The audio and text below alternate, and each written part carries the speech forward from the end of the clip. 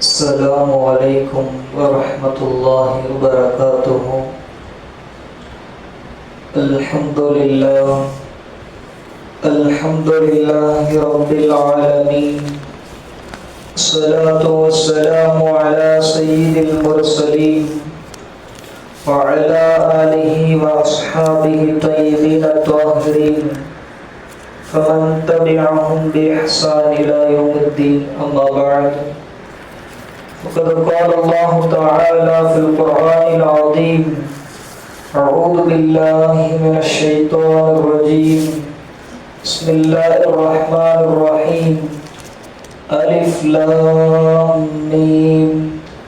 ذلك الكتاب لا ريب فيه هدى للمتقين. صدق الله العظيم. قال نبينا صلى الله عليه وسلم: إن أول ما يحاسب به العبد يوم القيامة من عمله صلاته، فإن صلحت فقد أفلح وأنجح، وإن فسدت فقد خاب وخسر.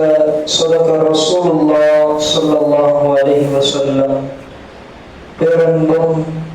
பெரும் கருணையும் கொடைமிக்க பேருபகாரியான அல்லாஹ்விற்கே கொடான கோடி புகழ்.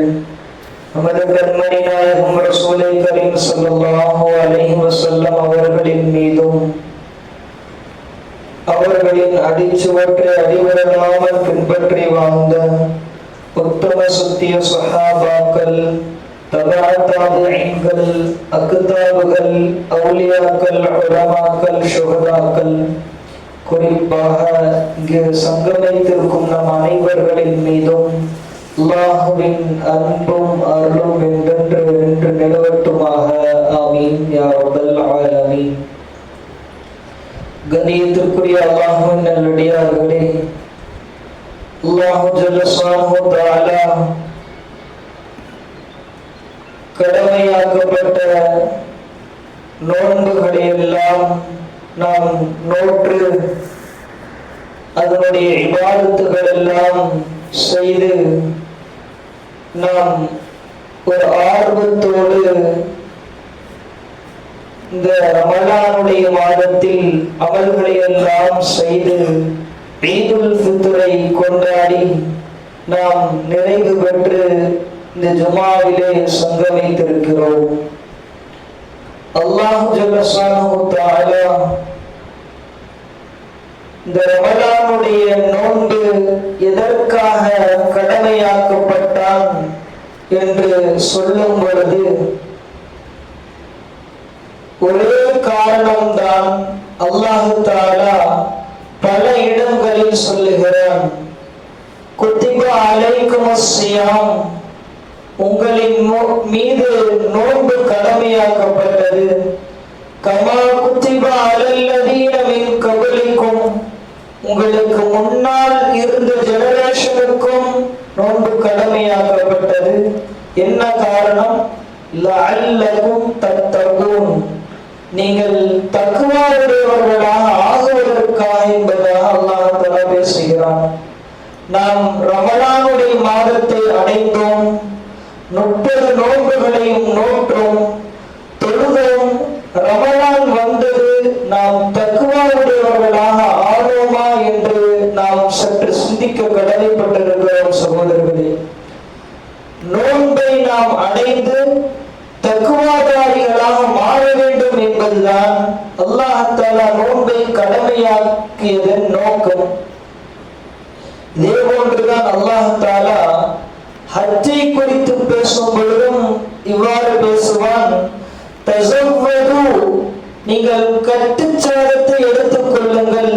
ஃபஇன்ன கைரஸ் ஸாதி தக்வா, கட்டுச்சாதங்களில் மிக சிறந்த கட்டுச்சாதம் தக்வா. தக்வா இறையச்சம் என்பதை அல்லாஹ் தஆலா பேசுகிறான். நாம் இறையச்சமுடையவர்களாக ஆக வேண்டும் என்பதை தான் ஹஜ்ஜும் பேசுகிறது, நோன்பும் பேசுகிறது. அல்லாஹ் தஆலா இறையச்சமுடையவர்கள், தக்வாவுடையவர்கள்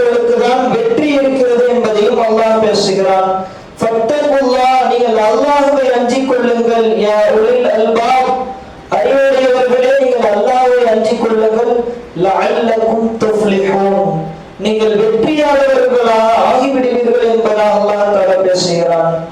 அது மட்டுமல்லாமல் அத்தகுல்லாஹ், நீங்கள் அல்லாஹ்வை அஞ்சிக் கொள்ளுங்கள், வஅலமு, அறிந்து கொள்ளுங்கள், இன்னல்லாஹ மஅல் முத்தகீன், முத்தகீன்களோடு இறையச்சமுடையவர்களோடு அல்லாஹ் இருக்கிறான் என்பதாக அல்லாஹ் தஆலா பேசுகிறான். சகோதரர்களே, ஆக முத்தகீன்களாக இறையச்சமுடையவர்களாக மாற வேண்டும் என்பதை தான் அல்லாஹ் தஆலா போதிக்கிறான், குர்ஆனும் போதிக்கிறது. குர்ஆன் யாருக்கு வழிகாட்டும்? எத்தனையோ நபர்கள், இஸ்லாமியர்கள் தவறான செயல்களில், பெரும் பாவங்களில் ஈடுபட்டுக் கொண்டிருக்கிறார்கள். ஆனால் குர்ஆனில் எல்லா விஷயங்களுக்கும் தீர்வு இருக்கிறது என்று நாம் கூறுகிறோம். ஏன் குர்ஆன் வழிகாட்ட மாட்டேங்கிறது என்று சிந்திக்கின்ற பொழுது அல்லாஹ் தஆலா ஆரம்பமாக இருக்கின்ற சூரா பக்ராவிலே பேசுகிறான்.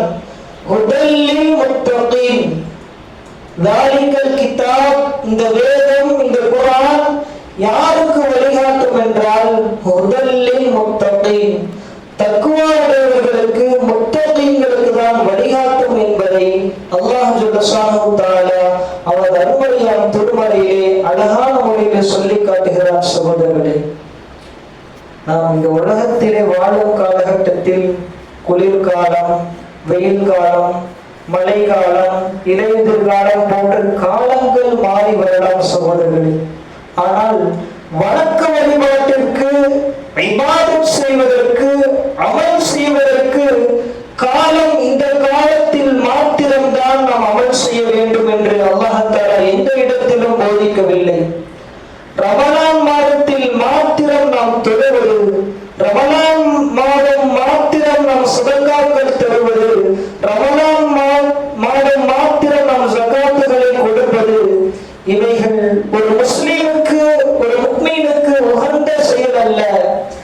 11 மாதங்களும் ஒரு முஸ்லிம் தொழுக வேண்டும், 11 மாதங்களும் ஒரு முஸ்லிம் தான தர்மங்கள் செய்ய வேண்டும், 11 மாதங்களும் அமல்கள் செய்ய வேண்டும். அந்த 11 மாதங்களை காட்டிலும் ரமலானுடைய மாதத்தில் சற்று கூடுதல் கவனம் எடுக்க வேண்டும்.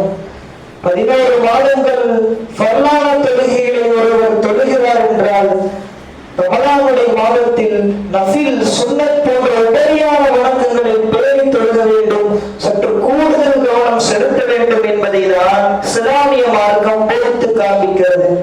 அல்லாஹ் குர்ஆனிலே பேசுகிறான், இன்ன ஸலாத கானத் அலல் முஃமினீன கிதாபம் மௌகூதா. தொழுகை என்பது ஒவ்வொரு முஃமினின் மீதும் அதனுடைய நேரத்தில் தொழுவது கட்டாய கடமையாக்கப்பட்டிருக்கின்றது என்பதாக அல்லாஹ் தஆலா பேசுகிறார். சகோதரர்களே, ரமலான் மாதம் மாத்திரம் நாம் ஃபர்துகளை நிறைவேற்றுவது, மற்ற மாதங்களில் விடுவது என்பது ஒரு முஃமினுக்கு அழகிய செயலல்ல என்பதை நமக்கு இஸ்லாமிய மார்க்கம் தெளிவான முறையிலே போதித்து காண்பிக்கிறது. ஸல்லல்லாஹு அலைஹி வஸல்லம் அவர்கள் சொல்கிறார்கள், இன்ன அவ்வல மா யுஹாஸபு பிஹில் அப்து யௌமல் கியாமா. கியாமத்துடைய நாளில் ஒரு மனிதனிடத்தில் முதலாக கேட்கப்படக்கூடிய கேள்விகள் மின் அமலிஹி, அவருடைய அமல்களில் இருந்து கியாமத்துடைய நாளிலே கேட்கப்படக்கூடிய முதல் கேள்வி ஸலாத்துஹு, அவருடைய ஸலாத், அவருடைய தொழுகை பற்றி தான் கேட்கப்படும். ஃபஇன் ஸலஹத், தொழுகை சரியாகிவிட்டால் ஃபகத் அஃலஹ வ அன்ஜஹ, அவன் வெற்றி பெற்று விடுவான், அவன் ஜெயம் பெற்று விடுவான் என்பதை நபி ஸல்லல்லாஹு அலைஹி வஸல்லம் அவர்கள் சொல்லி காண்பிக்கிறார்கள். தொழுகை ஃபஇன் ஃபஸதத், அவனிடத்திலே தொழுகை வீணாகிவிட்டால், தொழுகை இல்லாமல் கெட்டு போகிவிட்டால், தொழுகை ஃபஸாதாகிவிட்டால் ஃபகத் ஹாத வ ஹஸிர, அவனுக்கு கை சேதமும் நஷ்டமும் என்பதாக நபி ஸல்லல்லாஹு அலைஹி வஸல்லம் அவர்கள் சொல்லி காண்பிக்கிறார்கள். சகோதரர்களே, நாம் ஒரு தினம் சிந்திக்க கடமைப்பட்டிருக்கிறோம். கபரிலே நாம் நம்மை கொண்டு போய் வைத்த பிறகு அல்லாஹ் தஆலா கேட்கக்கூடிய முதல் கேள்வி, நாளை மறுமையிலே கியாமத்துடைய நாளிலே தொழுகையை பற்றி கேட்கின்ற பொழுது நாம் என்ன பதிலை தயார் செய்து வைத்திருக்கிறோம்? என்பதை நாம் சற்று சிந்தித்து பார்க்க கடமைப்பட்டிருக்கிறோம் சகோதரர்களே. நபி அவர்கள் ஒரு ஹதீஸிலே கூறுகிறார்கள், அஸ்ஸலாத்து நூறுன், தொழுகை என்பது ஒரு நூறு, ஒரு ஒளி, வெளிச்சம் என்பதாக நபி ஸல்லல்லாஹு அலைஹி வஸல்லம் அவர்கள் கூறுகிறார்கள் சகோதரர்களே. தொழுகை ஒரு ஒளி. அந்த தொழுகை தொழுவதின் மூலமாக நம்முடைய கபருக்கு ஒளி கிடைக்கிறது.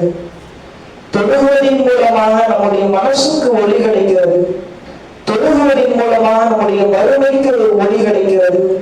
தொழுகை என்பது ஒரு ஒளி, நூறு என்பதை நாம் புரிந்து கொள்ள வேண்டும் சகோதரர்கள்.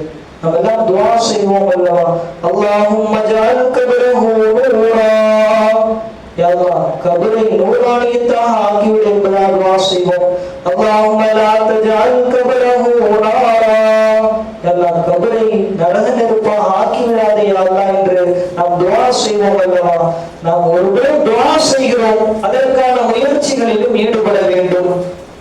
நம்முடைய கபருக்கு நாம் ஒளிமயமான தொழுகையால் தான் நம்முடைய கபரை ஒளிமயமாக ஆக்க முடியும் என்பதை நாம் புரிந்து கொள்ள வேண்டும் சகோதரர்களே. நாம் இந்த உலகத்தில் வாழக்கூடிய காலகட்டத்தில் நம்முடைய வீடுகளில் திடீரென்று ஒரு 2 மணி நேரம் 3 மணி நேரம் கரண்ட் போயிடுச்சுன்னா என்னங்க, நம்மளால தாங்க முடியல. ஃபேன் இல்லைன்னா நம்மளால தாங்க முடியல. கரண்ட் இல்லைன்னா சார்ஜ் போட முடியலன்னா என்னங்க, நம்மளால தாங்க முடியல. லைட் இல்லைன்னா